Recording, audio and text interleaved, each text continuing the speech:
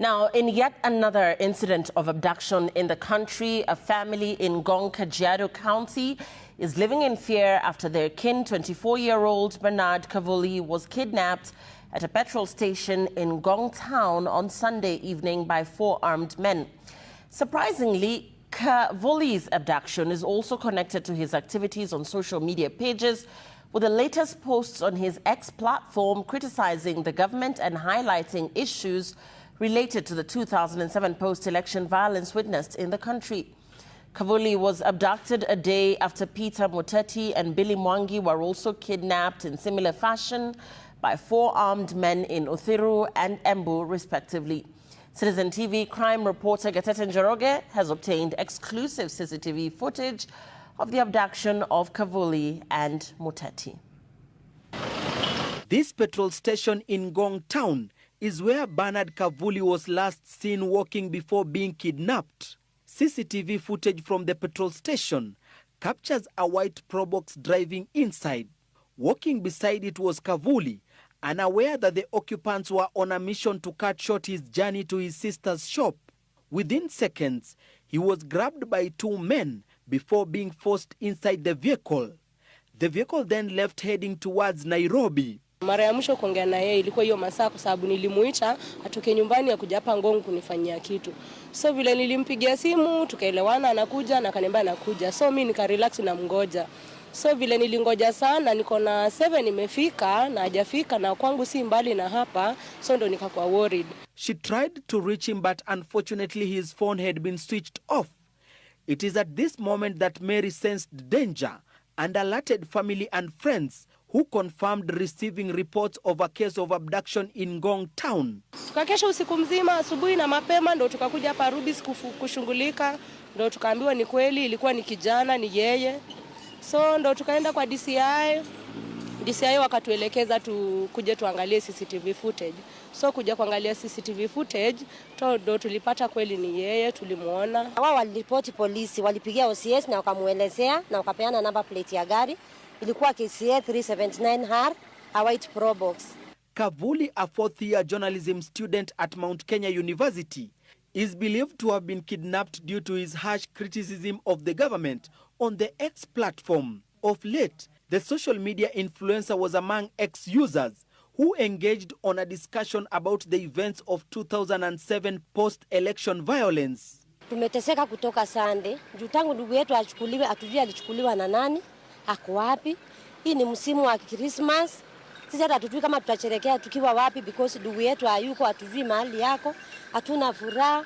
Mahali hata pale nyumbani asikii poa, ameanza kusema anasikia vibaya juu ya hiyo kesi ya mtoto wake. This is the 3rd abduction following the kidnapping of Peter Muteti and Billy Mwangi, who have been missing since they were taken by armed men on Saturday.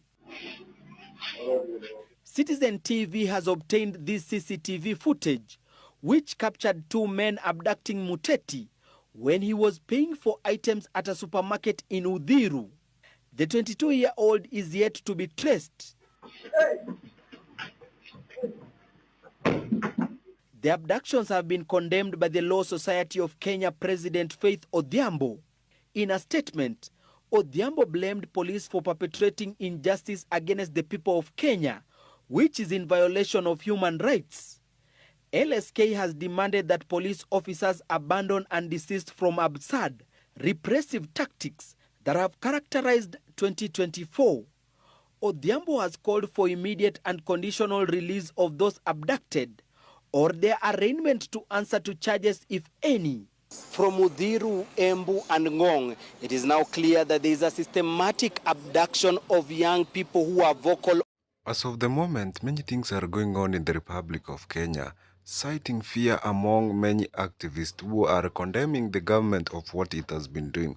In the recent days, we have seen a lot of abduction in the Republic of Kenya from the agency, and now, 7 months later, the activities are still heating up. And this time round, in a span of a week, we have seen 4 young men being abducted on broad daylight. This has sparked massive social media reaction, prompting many people to go on social media and condemn the incidences. This is after the latest was abducted in Ngong over his AI-generated photo on social media of President William Ruto. nataka kusema ni huzuni sana ya kwamba watu wanapotea, hawapatikani, na serikali inajifanya inasaidia lakini haisaidii. Na Embu katika constituency yangu kijana ambaye anaitwa Billy Mwangi amepotea sasa kwa siku 3, na serikali inasema inafanya uchunguzi na bado haijapeana hata jibu ya kusema hii maneno imefanyika hivi. Kwanza kabisa, I want to condemn jinsi ya kutumia what we call extrajudicial ways ya kufanya maneno ya sheria ikae kama haitumiki vizuri. Na I want to say that we expect the organs of law to produce Bill unharmed and alive. If in a way he is produced when he is harmed or he is not alive, we are going to stop everything in Embu. We are going to call demonstrations. We are going to close all government offices because we cannot accept the order of the day of losing our young people. The father to that young man who has all his future ahead of him is actually somebody who will not eat Christmas in peace.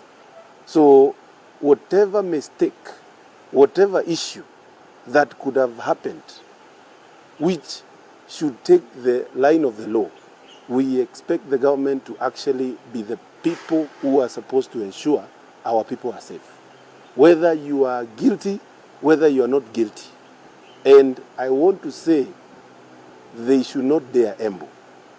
That young man must be produced, and he must be produced when he is alive and unharmed. And if he is harmed, we are going to stop everything in Embu. We are going to ensure Embu comes to a standstill. And this is something that I'm saying because I know if we allow to go this direction, if we allow our country to go this direction, we are going to go back into the dark days, not only of Moi, but of the colonial time, where nobody could speak, nobody could say anything, and nobody could do anything. So the government should be warned, and it should produce that young man when he is. Surprisingly, a number of these abductions are happening on broad daylight. It has sent fear among many Kenyans that who is going to be next if he speaks out against the government. And these abductions started during the height of Gen Z demonstration, and they have been ongoing up to this moment, citing very bad faith toward the Kenya Kwanza administration. As of the moment, we have seen almost 100 people abducted and some forcibly disappear since the Gen Z demonstration. And this has sparked human rights activists to come out and strongly condemn. Even many Kenyans on social media are saying that the worst thing they fear now is the Subaru boys who normally come and they abduct you, and it's unknown what's going to be your fate. Those are some of the strong criticism which Kenyans are giving towards the government of President William Ruto. And we have seen many people say that if this government doesn't really stop these activities, they are going to take them to Hague.